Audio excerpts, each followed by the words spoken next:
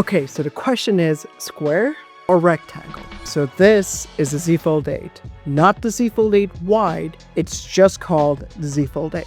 And this is the Z Fold 8 Ultra, the successor to the Z Fold 7. As you can probably tell by the almost identical design, but don't let that fool you. The Z Fold 8 Ultra is the actual star of the show, and the upgrades are genuinely meaningful. Let's start with the Z Fold 8 Ultra. The dimensions are basically identical to the Fold 7. They even weigh the same at 215 grams, and the unfolded thickness only drops from 4.2 millimeters to 4.1 millimeters, which is negligible at best, and the folded thickness is practically the same. Okay, so if the outside is basically the same, what did they change? Well, they addressed 4 major pain points and a few quality of life upgrades. Pain point number 1, battery life. This is probably the biggest complaint about the Fold 7.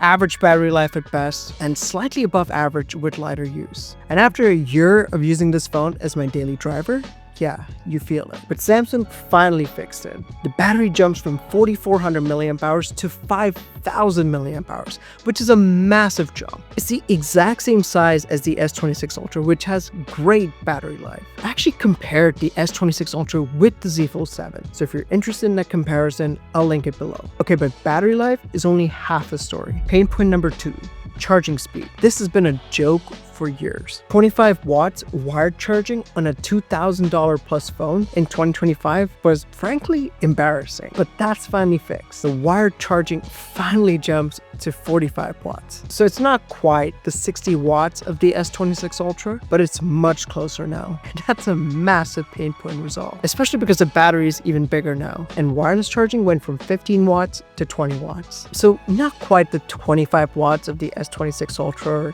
even the iPhone. And there's still no built-in MagSafe, so if you want that, you're gonna need a case with magnets. And conveniently, Samsung makes a bunch of first-party cases with magnets. But yeah, the wireless charging speed improvement is a little bit more minor. Pain point number 3, the ultra-wide camera. Okay, so the ultra-wide camera is the only real hardware camera upgrade on this phone. The ultra-wide camera jumps from a 12 megapixel f2.2 sensor to a 50 megapixel f1.9 sensor, and that's a big jump on paper, but I will have to test it out a bit more, so stay tuned for the full review. Okay, so here's what's not changing. The main 200 megapixel f1.7 sensor and the 10 megapixel 3x telephoto sensor at f2.4 both appear to be carried over exactly from the Fold 7. You know, I was hoping we'd see the S26 Ultra's 200 megapixel f1.4 main sensor, but more importantly, the 5x 50 megapixel f2.9 telephoto lens from the S26 Ultra. Neither of these made it to the Fold 8 Ultra, and that telephoto lens specifically would have been really nice. Okay, with that said, from the shots I was able to compare from my short early hands-on, software tuning is actually doing some real work. Because in a quick low-light test, the iPhone 17 Pro rendered a very blue image. It's not accurate to what the room actually looked like. And the Z Fold 7 actually got the colors right, but it blew out the highlights on the lights it saw. But the Fold 8 Ultra nailed the exposure on the lights and maintained the right colors. Same story in video. The iPhone overexposes to compensate for the low light, even though it retained a very detailed video. The Z Fold 7 is a little dark and at the expense of details such as those on the couch. And the Z Fold 8 Ultra found the best balance of the three in both lighting and exposure. I'll have a lot more to say on this in my full review, but yeah, this is an encouraging sign of good software tuning. Pain point number 4, durability and the crease. Okay, so this year, Samsung's new foldable display is even more durable than the Z Fold 7 with their new Flex titanium display. And that's saying something. As someone who's been using the Z Fold 7 without a case for the majority of the last year, as you can see, I've dropped it a fair bit and it's been fine, so this only makes it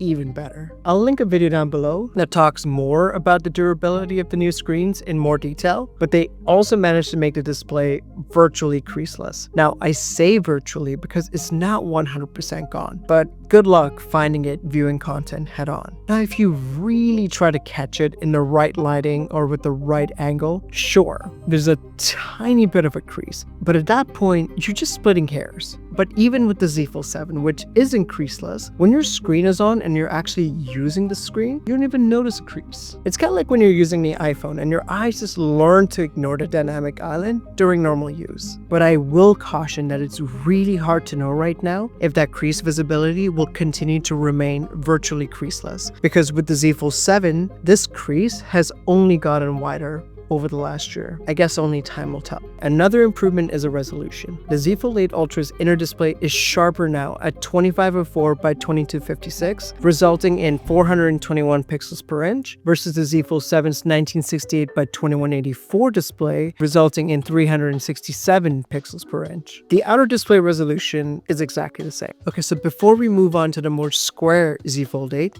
let's talk about what these phones have in common. Because the first is this all-new fan cam feature, which I really liked. So essentially, you choose the subject of your video, and then you pick an aspect ratio, and then that video not only crops into the subject, but it also follows the subject, and also cropped in the right amount for what's happening in the video. I know a lot of content creators are going to absolutely love this for repurposing their long-form videos into short-form content. Okay, and the Z Fold 8 also supports 45-watt wired charging and 20 watts wireless charging. It also doesn't have magnets, but they are first-party cases with magnets. Both of these devices have the Snapdragon 8 Elite Gen 5 for Galaxy, 12 or 16 gigabytes of RAM depending on the storage model, IP48 water resistance, side-mounted fingerprint sensors, and a 1 to 120 Hz variable refresh rate display with Gorilla Glass Ceramic 3 and the Flex Titanium display. Now look, the Z Fold 8 has an interesting design, to say the least. It's a similar form factor to Apple's rumored iPhone foldable expected later this year. It's noticeably shorter than the Z Fold 8 Ultra, and it's wider too. It's an almost square shape on the outside with a 5.5-inch 1972 by 1248 display. The inner display is wider than the Z Fold 8 Ultra, but it's a bit smaller diagonally at 7.6 inches and an 1848 by 2448 resolution. Okay, so this is definitely an interesting form factor, but is there any advantage to it? Well, typing one-handed is difficult on this phone, unless you do some finger gymnastics, but it's definitely not easy. But two-handed typing is kind of nice. It reminds me of typing on an old BlackBerry. In fact, the width is right in the middle of a BlackBerry Bold 9900 and a BlackBerry Passport, RIP.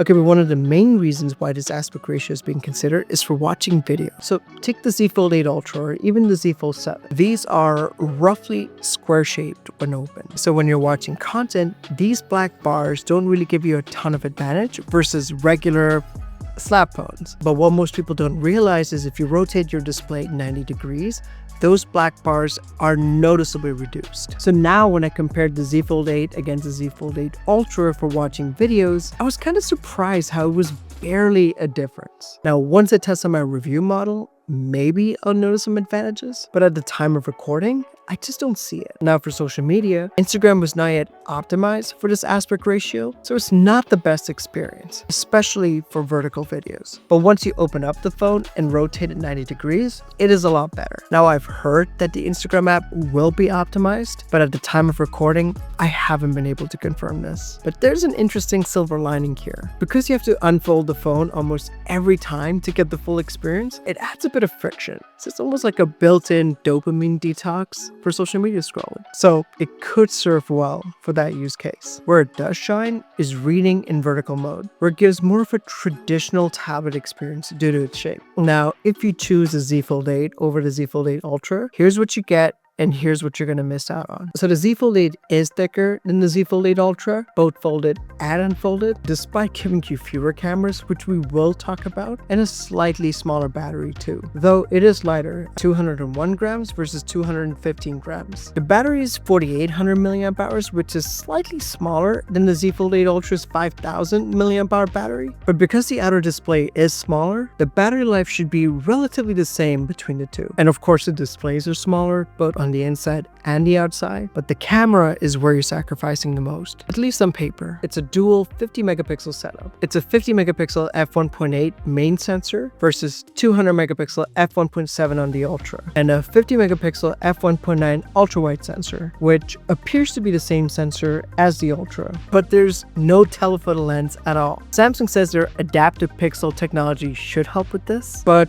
software can only go so far versus a true optical zoom. So I'll have to test that out further. Now, I wouldn't consider the 50 megapixel main camera versus the 200 megapixel on the Ultra a downgrade, at least not without testing, because megapixel count alone does not tell the whole story. Like the iPhone 17 Pro's main camera is only 48 megapixels, and it's an excellent camera. So more to come as I test these sensors side by side. The front camera is identical to the Ultra, 10 megapixel f2.2 on both the inner and outer displays. And there's a price difference between the two. So in Canada, the Z Fold 8 starts at 2,400 Canadian dollars, and the Z Fold 8 Ultra starts at 2,700 Canadian dollars. So that's a 300 Canadian dollar price gap. And in any case, they're both very pricey. And in case you're wondering, the Z Fold 7 started at 2,500 Canadian dollars. So that's a 200 Canadian dollar price increase from last year if you're comparing it to the Z Fold 8 Ultra. So then the question is, does the Z Fold 8 bring enough at 2,400 Canadian? Or if you're gonna burn a hole in your pocket,